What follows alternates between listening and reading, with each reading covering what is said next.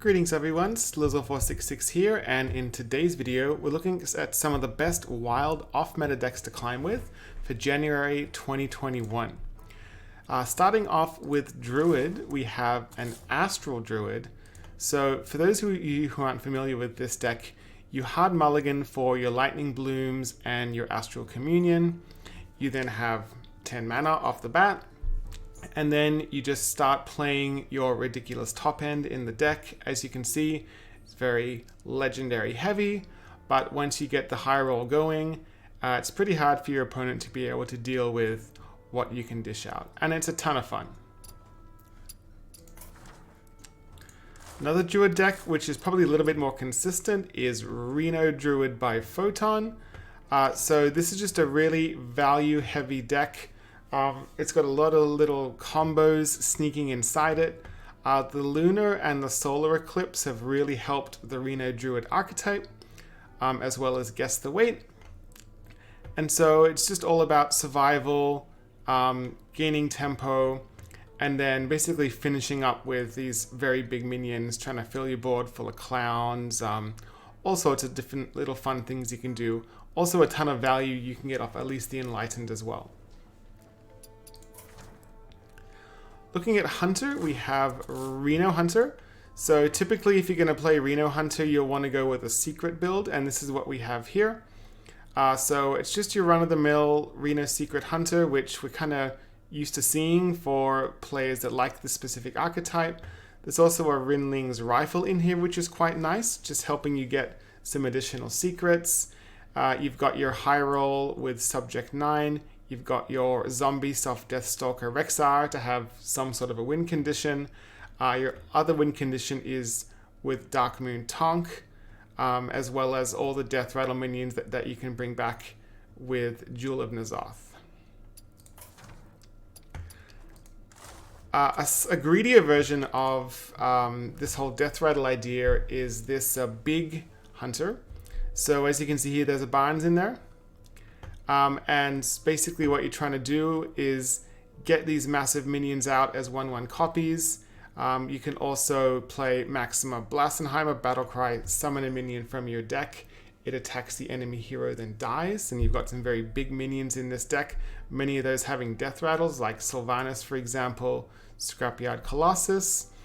You've also got Flark's Boomzooka, which takes 3 minions from your deck. And of course, the way that you bring them back with Big Hunter is by using 9 lives to get the Death Rattle minion back. You can also trigger those Death Rattles with Play Dead, for example.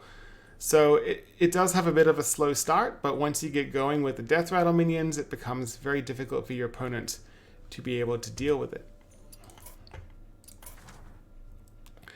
And the last Hunter list to look at is a Secret Hunter from the Vicious Syndicate Wild Meta Report. This is just a pretty stock Secret Hunter list. Again, you'll see there is the Rinling's Rifle in here for extra value, but it's all about trying to get the Cloaked Huntress, play as many secrets as possible, and then finishing off just with overwhelming your opponent with secrets and damage. Your hero power, Dragon Baiden's a ton of value. Lower Theb to stall, Subject 9 to get more secrets. Looking at Mage, just one Mage deck to look at. This is an Exodia Mage, so you might remember this is a deck, a very traditional deck in Hearthstone way back when it was referred to as Freeze Mage. It's now Exodia Mage because with Archmage Antonidas, you can use Simulacrum with your Sorcerer's Apprentices and get infinite fireballs, which is really nice. Some extra tools that help out the deck are the Sphere of Sapience, just to give the deck some more consistent draw. But otherwise, it's just the Exodia Mage that we've seen around for a while.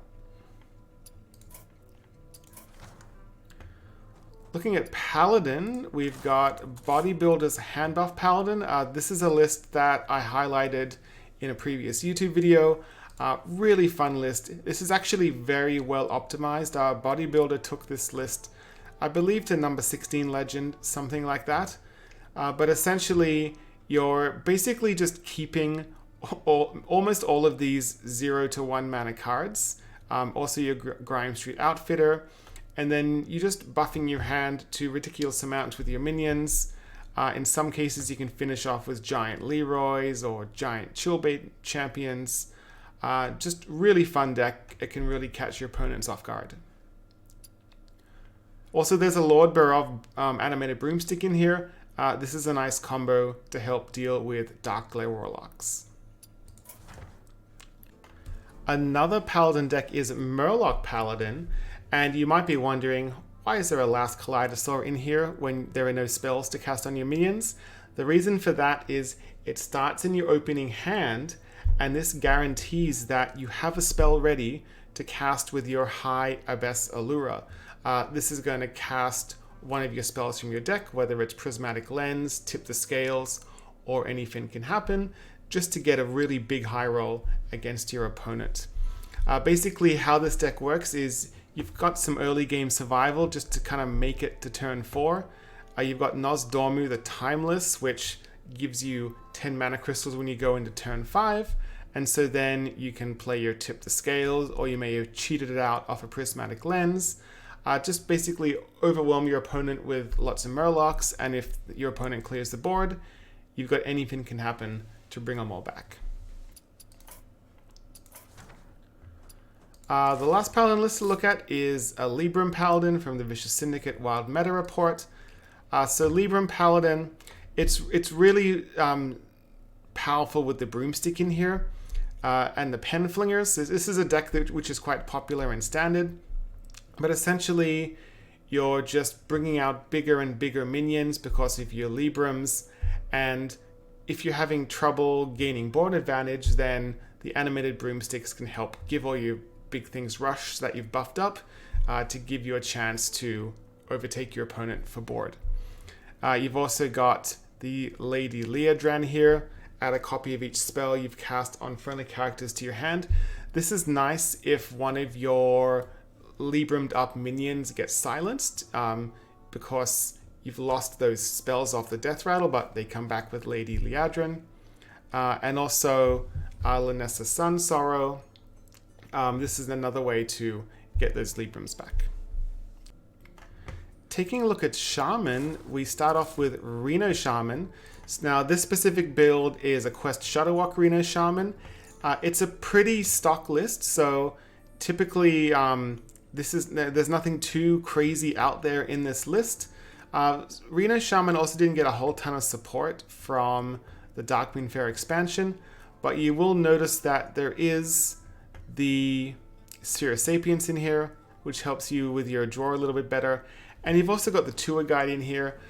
This is used once you've completed your quest to let you use that hero power for free if necessary, just to help you get some extra value.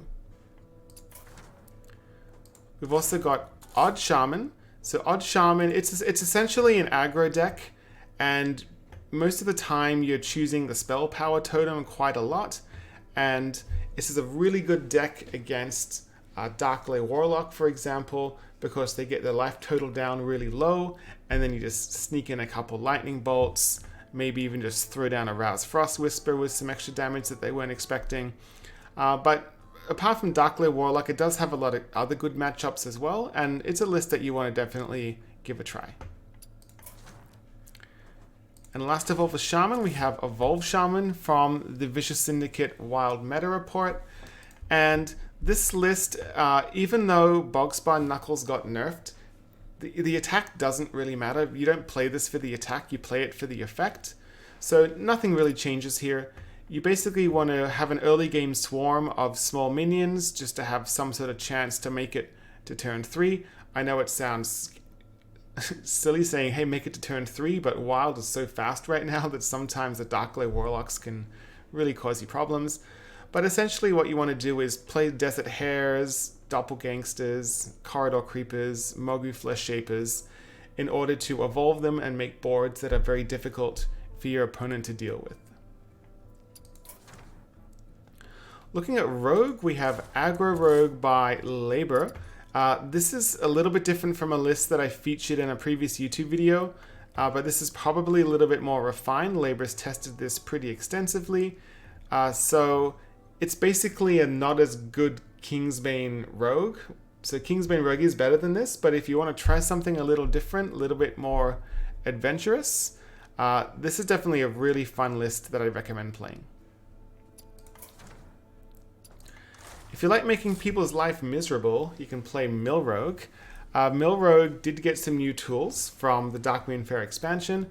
It got Prize Vendor, which helps both players draw a card, so just a little bit of extra mill on top of what Mill Rogue already had. The Swindle helps work through your deck to get to specific pieces that you need. Cloak of Shadows is pretty insane, giving you hero stealth for a turn. Keep in mind you can still die to things like ship's cannon shots and arcane missiles, things like that, but a lot of the time it can buy you a critical extra turn.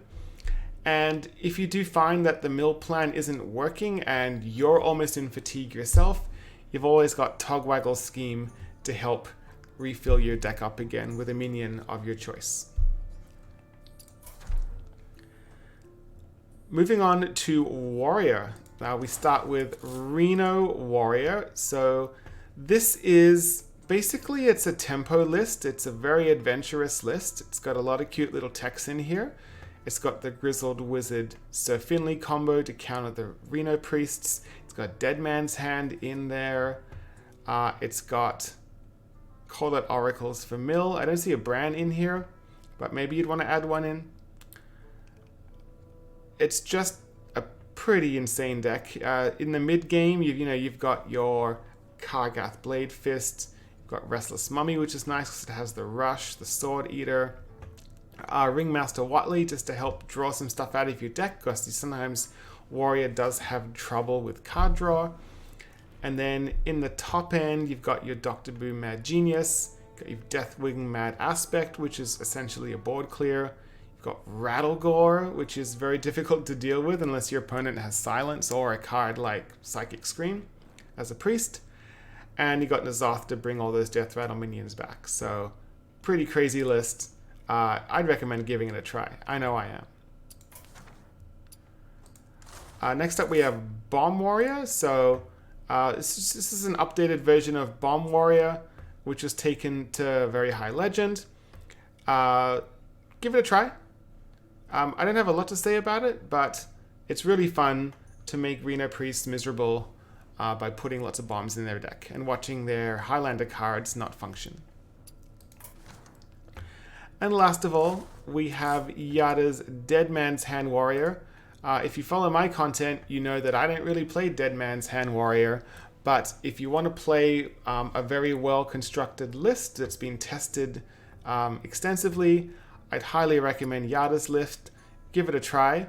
It does have a bit of a learning curve, keep in mind, but once you get the knack of it, it's a pretty fun deck and very rewarding to play. If you want to try out any of these decks, you'll find all the deck codes in the description below. If you're a mobile user, there's also a link to my Discord where it's easier to copy paste those deck codes. If you want to help support this channel, you can click the subscribe button, click the notification bell. Thank you so much for watching, and I hope to see you again.